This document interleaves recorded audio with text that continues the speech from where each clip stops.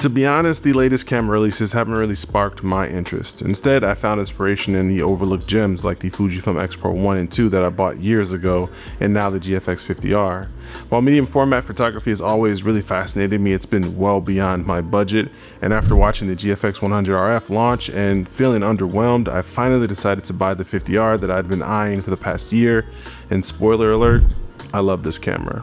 Now in 2025, the GFX50R has become more accessible than ever. Used prices have dropped significantly, making medium format photography available for even more creators. Now when I bought this camera a couple months ago, you could find it from anywhere between like $2,000 to $2,500. Now it's starting to creep up a little bit. I've seen some listed at around like $2,750, $2,800. So the popularity is starting to come back to this camera now that more people are buying them and using them. But when compared to the original $45 launch price, it's still significantly cheaper, making this an excellent value proposition for medium format photography. Now let's go over the pros of this camera in 2025. Despite its age, the GFX50R still offers pretty compelling advantages, most importantly being the image quality. It rivals newer cameras in my opinion. You really can't deny the 51.4 megapixel sensor. The resolution's there, the dynamic range is there, and the image quality speaks for itself. And also when thinking of traditional medium format camera bodies, this is actually a compact rangefinder style design, and also has dual SD card slots that I actually have configured, for one being raw images and the other being JPEG. From my brief experience with this camera, I believe that it is perfect for portrait and landscape photography. And of course, as I mentioned earlier, it's the most affordable entry into medium format. Unless you're going to shoot film, you can find some cheaper medium format film cameras. But as far as digital medium format photography, this is probably going to be the best bet for price. It also benefits from that pre-pandemic Fujifilm build quality that's all metal, feels robust in hand. It just feels like a quality camera and a good tool and machine to use. And of course, we can't forget it has that classic Fujifilm color science. Now, of course, no camera's perfect. While there are tons of pros of buying this camera in 2025, there are of course some downsides and limitations to consider. Chief among the limitations is going to be the slower autofocus system. Now, this does not have phased autofocus detection. It is contrast based, so you're gonna have to be a little bit more intentional with you and selective with your photography.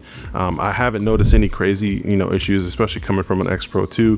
The autofocus seems to be pretty spot on, but it does kind of waver in low light conditions. It does hunt a little bit, so you're gonna have to be a little bit more intentional and wary of your lighting conditions when using this camera in low light. But if you're giving it tons of light and you're in just regular lighting daylight situations, you don't have to worry about autofocus at all. But in my opinion, that's kind of a pro as well, because I enjoy the process of hunting for angles, being more intentional with my photography. Just because you have nearly infinite storage space on your memory cards doesn't mean that you just go around burst firing everything. I also enjoy being able to sift through the photos that I've taken and not have a ton of duplicates. So slower autofocus is there, but it's something that I tend to enjoy. Also, of course, there are very limited video capabilities. I have no desire to use this camera for video. From what I've seen, it only shoots 1080p. I'm sure it's not any kind of cool log options. Dynamic range is probably iffy. Bit rates are probably trash, but I didn't buy this camera for video, and I doubt anyone out there is probably buying this camera for video. And also, one feature that I've been spoiled by on new camera models is in-body stabilization. You're of course not going to get that on this camera. It'd probably be kind of a chore to stabilize a giant medium format sensor, and then also back in 2018, I doubt if they're really doing that. Now when it comes to the lens ecosystem, that's going to be where you're going to spend most of your money. If you're buying first party Fujifilm GFX glass, you're going to get the best quality, super high resolution, super clear, sharp, clinical, perfect images out of these lenses. But I do wish that there were more third-party lens options. I do have one from Medicon that I'll talk about a little bit later, but I just wish that the G mount was more widespread and more people developed for it. Hopefully with the addition of this new Eterna film cinema camera that's coming out, there'll be more manufacturers out there willing to make lenses in the G mount format. Just more glass in general would be nice, but if you're looking to spend the coin, the GFX lenses are top notch.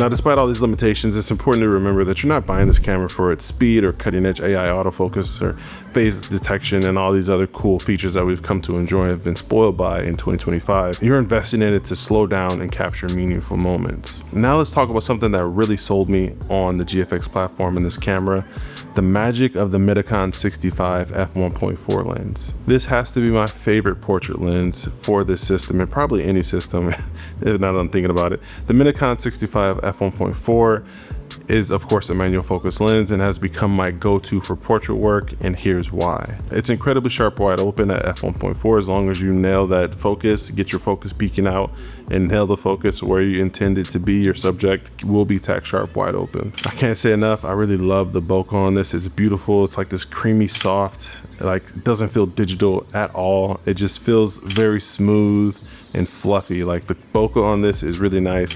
These are kind of intangible things, like you can't really measure it, maybe by the blades and the lens and all these other multi-coatings and things like that, but whatever they did with this lens, it has the sauce. The bokeh is very nice and it really gives you that medium format look. I bought this 65mm lens because I saw a lot of full body portraits and a lot of examples out there on the net, and everyone screams about how beautiful this lens looks on this camera, and I have to agree. It gives you that 3D pop, that medium format look that you can't really get anywhere else.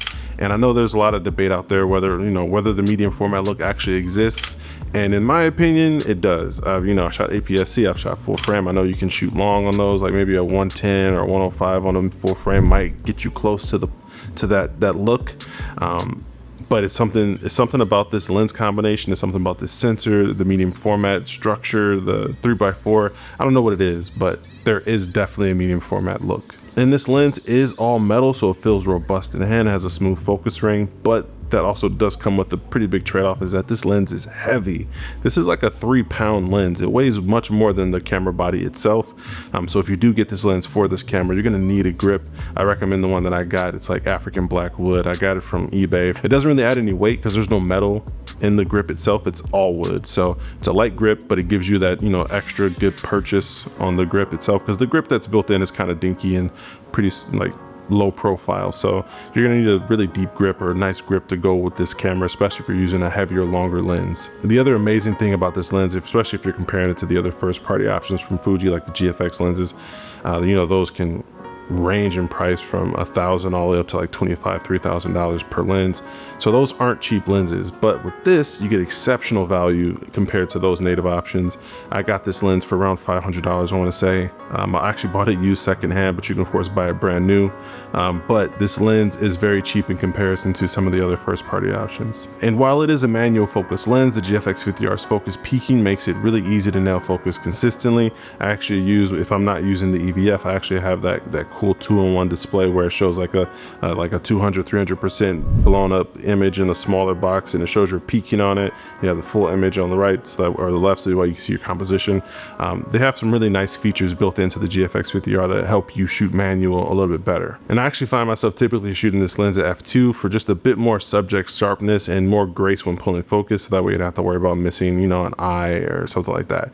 f2, this is like super easy to pull focus with. f1.4, you're gonna have to take your time and really use that focus peaking. But yeah, this is an amazing camera, and I honestly recommend it to anyone out there that even wants to shoot X-Pan. That's another thing that we didn't even really touch on too much.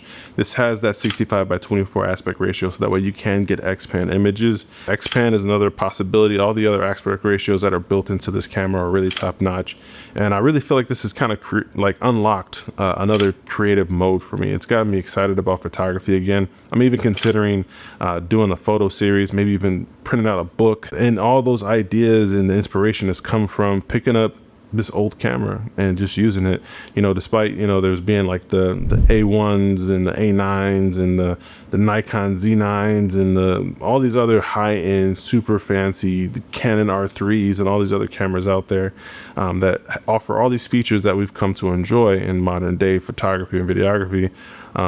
I really gravitated towards this older camera, and it's been treating me well. I do miss my X-Pro 2. As you guys know, if you guys are a fan of the channel, we talked about the X-Pro 2 in nauseum to a full extent. I made several videos, writing love letters to that camera. I love that camera. It still holds a special place in my heart. But the GFX50R is carrying on that mantle, and it's giving me something that the X-Pro 2 couldn't. And I love it. But yeah, thanks for watching. Don't forget to like, comment, subscribe, all that good stuff. Let me know down below in the comments down below if you have any questions about this camera, anything that I didn't cover in this video. And yeah, until next time, stay fresh. Peace.